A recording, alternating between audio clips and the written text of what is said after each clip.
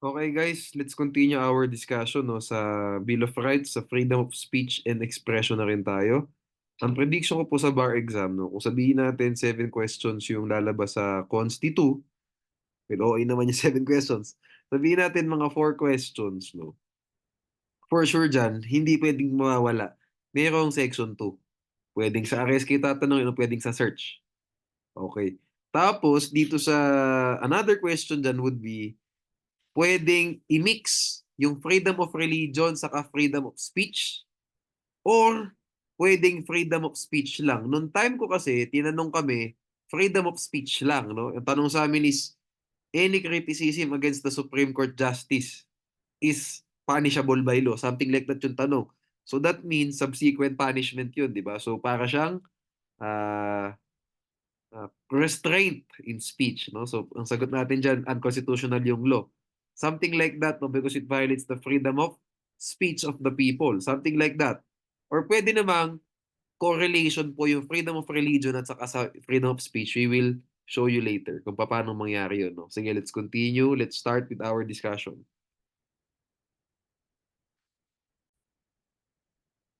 Okay, so pag sinabi nating section 4, ang pinaka, ano talaga dyan, ang parang catch-all phrase dyan sa section 4 na yan is freedom of expression, no? Kasi all types of expression covered po ng section 4, no? So, hindi lang siya speech, hindi lang siya assembly, and so on, no? Hindi lang to redress uh, for redress of grievances, hindi lang po para doon, no? All kinds of expression. So, the freedom of expression applies to the entire continuum of speech, from utterances made to conduct enacted and even inaction itself as a symbolic manner of communication. So, example na natin. Utterances made, whether written or spoken, obvious. Pinopost mo sa social media. Yung salita mo, yung sinasabi mo sa TV, pag na-interview ka, and so on. Symbolic speech, conduct, or inaction. So, ano yung mga examples ito? Wearing of armbands as a symbol of protest, refusing to salute the flag, singing the national anthem, refusal to sing the national anthem, refusal to recite the patriotic pledge, even canceling celebrities. Ito, sarili ko example to. Ito po kasing mga wearing of armbands na yan. Ito yung mga example sa cases. Ito, sarili ko example, no? Canceling celebrities online. Ano ibig sabihin ng pag kinancel mo yung celebrity? Di ba, yung una mong cancel dyan, ibabash mo online yan, di ba? O later on, hindi mo na i-mention talaga yung celebrity sa feed mo. So basically, bababa po yung traction, yung virality ng celebrity kasi nga ayaw na natin yung ginagawa niya. That is also covered by freedom of expression. In action siya. Di ba? In action. Di ba? You have the freedom to express your inaction. You have the freedom to not act, to not react, whatever man yung pose itong celebrity na to. That is covered by freedom of expression. You get the point. Next tayo, films and TV programs. Okay. As I said earlier, okay. Freedom as to the form of expression. Ito po yung Diocese of Bacolod case, no? Ito I was expecting, no, nung time ko itatanong po ito sa bar pero hindi lumabas, no. Itong freedom of expression. I was expecting kasi well, Leonin case siya. Tapos ang dami niyang mga magagandang topics na tinake like ito. Yung bang size ng tarpaulin, pwede bang i-regulate? Pwede bang i-limit ng COMELEC yan? O mga ganyan ng tanungan. Ito po ang unang sagot dyan.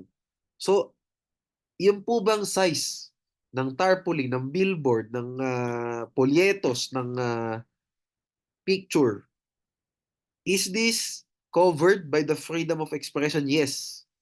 Freedom of expression covers freedom as to the form of expression. What do we mean by that? The size of the tarpaulin matters. The bigger size enhances efficiency in communication. It underscores the importance of the message to the reader and it can state more messages. For obvious reasons, kapag mas malaki yung tarpaulin mo, mas madaling mabasa yung gusto mong sabihin. So, mas magiging malaki yung traction, yung feedback, di ba, yung reaction dun sa tarpaulin mo. Ganun lang kasimple yan. Di ba? So, dapat yung size din po nung polyetos, no, nung picture, is also covered by freedom of expression. Okay, next tayo. Nakalagay po sa Section 4, no law shall be passed. What does the term law? Hindi pala, yeah. No law shall be passed abridging, di ba yun yun? The freedom of expression, blah, blah, blah. Okay. What does law mean? It must be understood in its generic sense. Law covers all governmental acts. Whether COMELEC regulation, like in this case, sa Diocese of Bacolod versus COMELEC, pwedeng law mismo, pwedeng ordinansa, pwedeng executive order, you get the point. Okay, next tayo.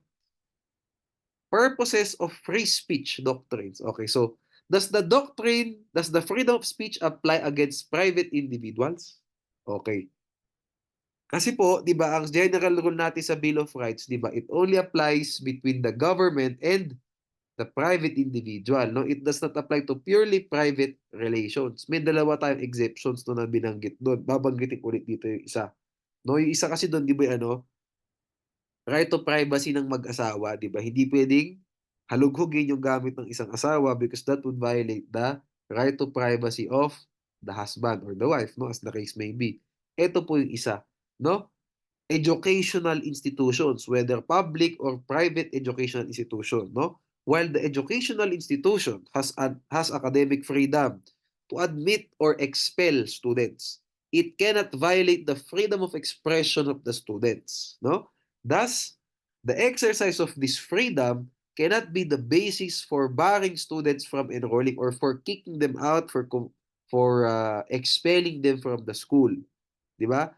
Napakarami pong beses, no, sa balita nagkakaroon ng pagkakataon pag nag-speech yung salutatorian, 'di ba may nag-speech o yung valedictorian, tapos binash yung school, tapos hindi ibibigay yung diploma, iipitin yung TOR, 'di ba?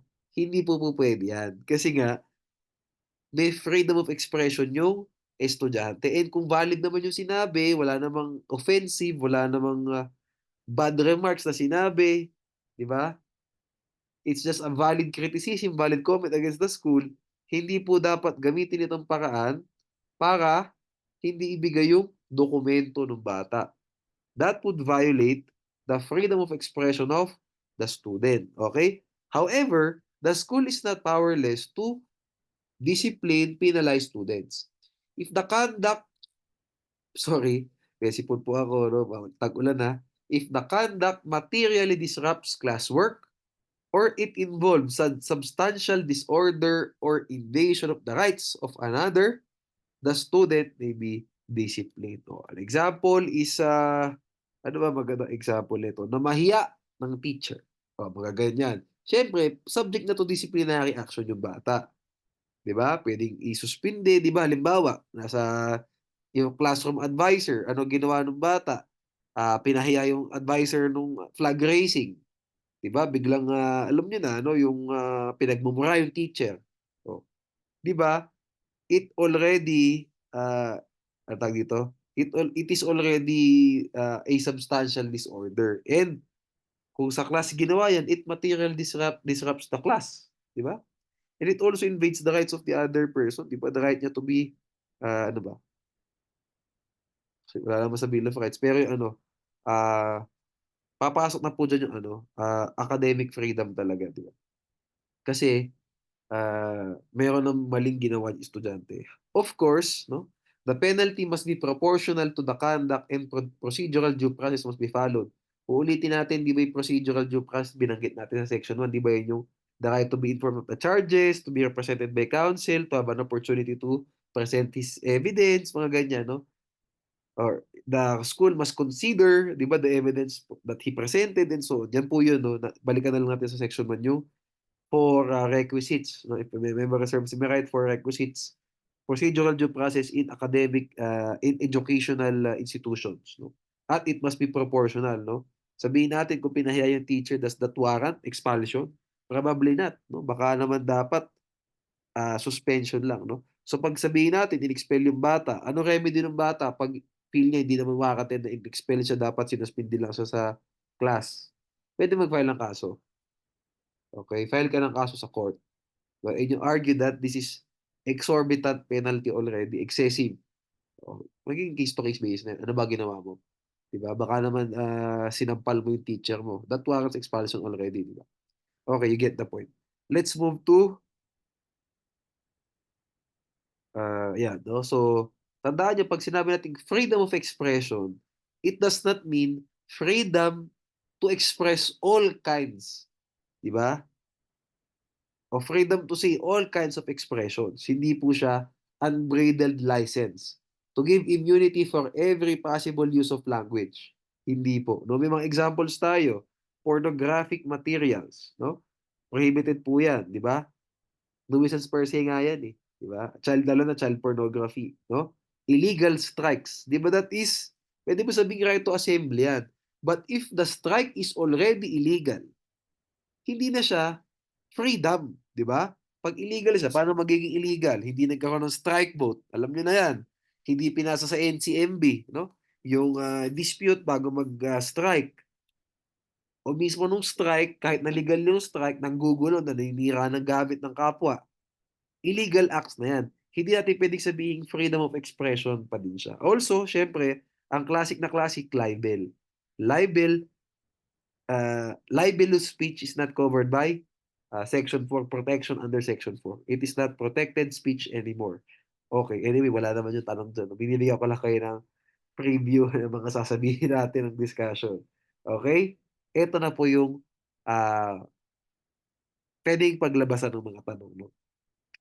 Tandaan nyo, paano tayo magkakaroon ng problem ng bar question about freedom of speech? Siyempre, mayroong regulation yung gobyerno regulating speech. Okay? Merong ipinromulgate, merong ipinasa, may na-enact, may ginawang regulation, order, IRR, law, ordinance, regulating, controlling speech. Puro ganun. 'Di ba? Kasi guys, kung wala namang, 'di ba? Kung hindi naman na violate, kung walang apparent violation of the freedom of speech or the speech, di ba? Walang violation, walang restraint ng speech. Why would there be a question in the first place? So, ganun dapat, no? For the purposes of the bar, no? Sometimes, we need to separate yung mga bagay na kailangan lang natin to understand the topic at yung mga bagay na pwedeng itanong talaga sa atin sa bar. Like yung sinabi ko sa inyo previously, yung freedom of expression, it covers all continuums of speech. This is good. Entire continuum, walang S. This is good for the purpose of understanding Section 4. Diba? Covered sa utterances, symbolic speech, film and TV program, and form of expression. Diba? Kasali po siya sa Section 4. But the question will not revolve around these principles. The question will revolve around other topics. No? Feel nyo talaga dapat, pag-iisipin nyo dapat sa konsito, paano bang magkakaroon ng violation ang rights ng tao na ginawa ng gobyerno? Eh di may regulation. Diba? We go there.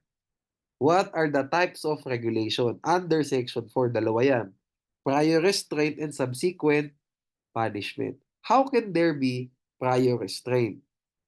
Eh di malamang in anticipation. Kaya nga prior eh. Pag sinabi mo subsequent, after. Diba? Prior, after. In anticipation, after the fact. Okay, so tingnan natin. In the case of New Sounds Broadcasting Network versus D, prior restraint refers to restrictions in advance of actual publication. Okay, next tayo. All prior restraints are presumed invalid. The presumption is invalid. Why? Kasi nga it controls, it regulates, it abridges the freedom of the people to speak, to express themselves.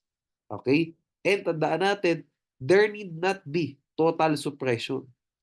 Wala naman sinabi, Section 4 na dapat totally hindi ka pwedeng magsalita. Okay? Sige. Even restriction of circulation constitutes censorship. Okay? Anyway, tama. Kasi di-restrict mo yung circulation, di ba? Prior restrict siya kasi di mo pwedeng pa uh, i-distribute yung speech mo, di ba? Expression mo. Okay. Pag binanggit natin yung prior restraint, what are the types of prior restraint? Ganito yan, no? Basically, parang may rabbit hole, palalim ng palalim. Una nating tatandaan, pag sinabing freedom of speech, expression, may dalawang types of regulation. Prior restraint and, subsequent punishment. Okay. Wait lang. Bilim ako. After knowing that, sa prior restraint po, meron uling two types of regulation under prior restraints. Content-based at saka content-neutral regulations. Okay? At ito pa, sa content-based regulation, meron pong tests yan to determine if the regulation is valid or not. At sa content-neutral regulation, meron din pong test to determine if valid yung content-neutral regulation or not. So basically, nagsimula ka sa speech, may dalawang anak, tapos yung isa, yung prior restraint, may dalawa uling anak. Okay. Get? Tapos yung dalawang anak na tumitigisa silang tests. Diba? So marami pong sangailan yun. No? 1, 2, 3, 4. Freedom of speech, sabihin natin, isang straight. Freedom of speech, prior restraint, content-based, ano tawag, clear and present danger test. O, ganun, something like that. Apat na straight line, okay?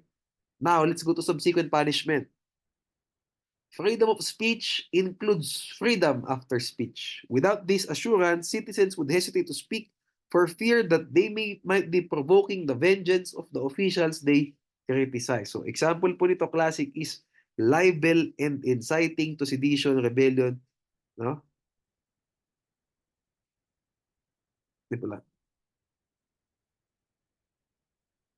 Malito. Libel and inciting to seditions are crimes under the revised penal code which are valid.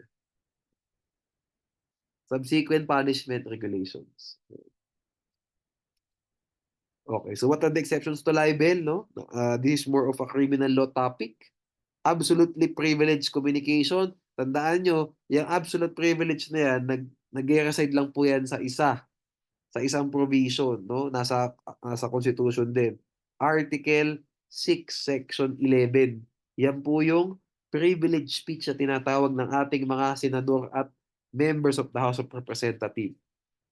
Okay? Whatever they say during a speech or debate in the Congress or in any committee, hindi po siya pwedeng i-punish, i-question in any other place, whether quasi-judicial agency, whether administrative agency, whether tribunal, whether courts, hindi po pwede.